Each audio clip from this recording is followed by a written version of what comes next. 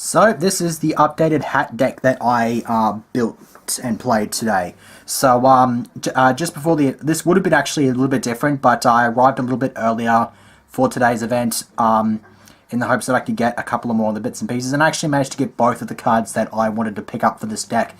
So thankfully that actually made this pretty much a full strength deck. Overall though, I'd say just to be basically winging it and just throwing a couple of cards in and cutting one or two others was a bit for me. But I think though for next week, actually no, I'm not going next week because it's a steel pack. But for the next event, if I do play this, I should be getting some pretty decent testing out with it and working on and getting a decent build that I think will do pretty well. So, excuse me.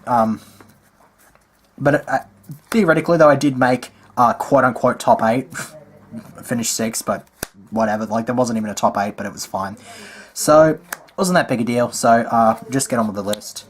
Played the triple Mimilio. Unlike last week, the most I opened with Mimilio was 3 back row. I think there was one case where I had 4 back row and a fire hand, but I did not get the broken ass play of 5 back row plus this, which is a bit of a shame, but yeah, what can you do? Its back row popping ability was very helpful today. I was quite content with it. Double Dionaea, this was actually not too bad either. I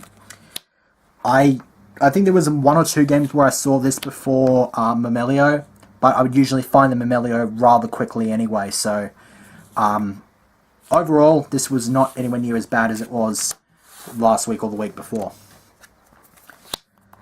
Triple Fire Hand, yeah, the very infamous Fire Hand that I opened up with fucking triple of in that one game against Mythics.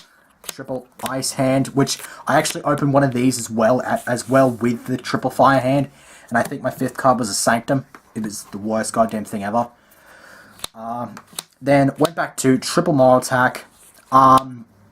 This is where I'm actually sort of debating now whether I want to go back to 2 or stick with 3, because I dead drew this a fair bit and it was kind of dead on my back row. It was really, really bad. So I'm thinking maybe max out on MSTs or even like try like a Dust Tornado or something just as some sort of extra option. Like if I have it on the back row, I can actually blow it up. Problem is, again, the one matchup that this was dead against was Yang Zings, and I needed the MSTs because he was mainly skill drain.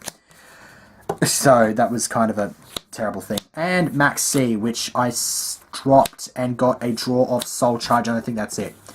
Actually, I dropped this, saw Soul Charge, dropped this against the Soul Charge, got 2 draws, and that was it. That was literally the only time I ever saw it. It was kind of hard.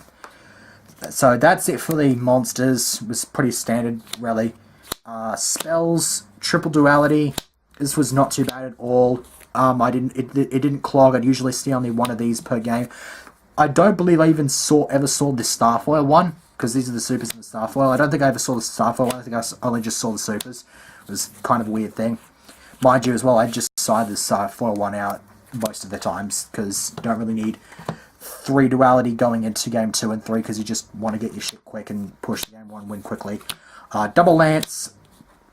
This was actually I hardly ever saw this. It was kind of saddening. Double MST. I usually only see this game 2 and 3, so whether or not I'd run these would not have mattered at all. Triple Sanctum. It put in decent work. It got off. It's good. It just is good. Double Breakthrough. Kinda like it usually got targeted and blown up by shit, and it was just kinda just not really. It was weird. Double Wire Tap, did not see this when I needed it. It was kind of crappy. Double Call the Haunted, I did get Mimilio off once or twice with this. I was quite content. And then Double D Prison. I think I saw this once. Like, my traps decided to stay home today. They just didn't want to bloody show up at all. Compulse. Space-Time Trap Hole, which I picked up before the event. It was every bit as useful as I had heard it to be. It was really awesome. Managed to get some stuff off the board with it and was quite helpful, so that's definitely staying in. Trap Hole Nightmare. Bottomless, Torrential, Solemn Warning. That rounds out the main deck. So for the extra deck, I ran Pleiades. I don't think it really comes as a surprise that I didn't get this off at all, especially in a 4-round event. Lavalva Chain, got off a couple times. Diguster Emerald, never saw him. Marigeist, would have seen him if I was dumb and had forgotten for another couple of seconds that Skill Drain was on the board. It's terrible. Exciton, it was nice to know. It was nice knowing that he was there. But at the end of the day, I didn't really even need him. There were not a whole lot of situations where he was that useful. But point is, he's there. He's awesome. If I ever run Constellas again, then I know I'm at full strength now that I've got an Exciton. And it's pronounced Exciton, people, not Exiton. Exciton is a real word. Look it up on Wikipedia. Heartland Draco, saw this once, it got warninged. Honorarch, saw this a couple of times, it was very useful. Black Ship, once again, saw it once, was very useful. Utopia, beat stick, pretty much. I mean, it was pretty good. Like, if I needed to negate some shit, then sure, but it was primarily there for beat stick purposes. And it did do pretty well in our Noble Knight matchup. King Gorgon, didn't see it. Castell, could have easily seen this over Honorarch. It's just basically debatable which one you just feel like playing at the time. Dweller, didn't see it, surprisingly enough. Cowboy, its triumphant return to obscurity and not ever being used. And then Ragnar Zero, no relevant matchups, and Rhapsody. Mind you, Ragnar Zero might not have been so bad against Noble Knights, now that I think about it, but I guess I just didn't think about it. But anyway, side deck, Double DD Crow. I usually found myself setting this more often than using it. It was very weird, but even then when I used it against Mythic Rulers, it was still useful. Third MST, Spell Shattering Arrow, the card that won me the matchup against, who do you call it, Noble Knights. Soul Tanker, this is just there to make mistiming, a sort of a tech thing. Double Soul Release, I was actually, thank God that I managed to find my other copy of Soul Release, because I had one for the most part, and I was just like, no, I don't want it unless I'm going to get a second one, and then I found it, and I saw it against Mythic Rulers, and it was every bit as useful as I expected it to be. Deep Dark Trap Hole, got into some work. Giant Trap Hole, to be honest, I don't even know why I'm running this.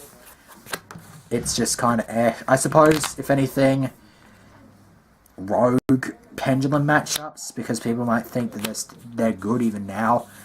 Double Shadow Mirror, didn't play any relevant matchups, so this is useless. Same thing with Dino Surgery, just no relevant matchups. Debunk, got this off against Mythic Rulers, it was pretty useful. I actually put this in last night as well, the debunks, because I was running Mind Crush, and maybe Mind Crush might have been better, but like, I might slide it in and see what happens, see if I can make some room for the Mind Crushers, because they are a pretty good card. But that's about it for the deck list. Next video, I am actually going to be cracking open my third Duelist Alliance box, because I was just like, screw it, let's just have another Duelist Alliance box, why not? So, yeah, see you for that.